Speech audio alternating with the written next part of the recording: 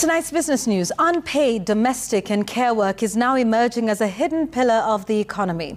A new report by the Kenya National Bureau of Statistics reveals that the labor of caring for children, the elderly and households, mostly performed by women, could be contributing almost as much to the country's GDP as agriculture. The findings also exposing the deep gender gap that continues to define household work in Kenya. Jasmine Wamboi has more details. An analysis by the Kenya National Bureau of Statistics paints a revealing picture of how much value unpaid care work adds to the country's economy and who bears the burden. The economic value of unpaid domestic and care work in Kenya report estimates that in 2021, unpaid domestic and care work generated 2.5 trillion shillings in gross value added, equivalent to 23% of Kenya's GDP. This is a staggering contribution, greater than the combined gross value added of manufacturing, electricity supply, water supply and construction. That means that the value of unpaid household work nearly matches agriculture, which contributes about a quarter of Kenya's GDP. Yet, unlike agriculture, manufacturing or services, this labor remains invisible in national accounts, unrecognized and uncompensated.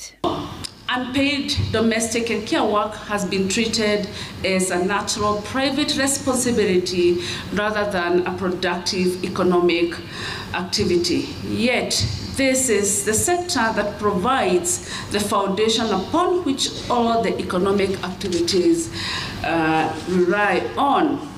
The data also reveals a stark gender gap. Women in Kenya spend an average of 4.5 hours per day on unpaid care work compared to just 54 minutes by men. In 2021, women spent 25.8 billion hours performing unpaid domestic and care duties, more than 5 times the 4.8 billion hours logged by men. The largest share of this time went into food and meal preparation. Women also spent nearly 10 times more on childcare and instruction work, amounting to 3 billion hours compared to men's 310 million hours. Women in Kenya spend an average of 4.5 hours per day on unpaid care work, compared with 54 minutes by men. This imbalance creates time poverty, limiting women's and girls' opportunities for education, employment and leadership. The government is now facing the uphill battle of investing in care infrastructure like water and energy. It calls for us to look at how do we design our policies. It is also a call for us to look at how do we allocate resources and how do we measure progress.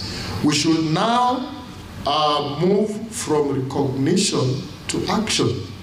The report further urges the government to invest in facilities such as childcare centers and community-based elder care facilities.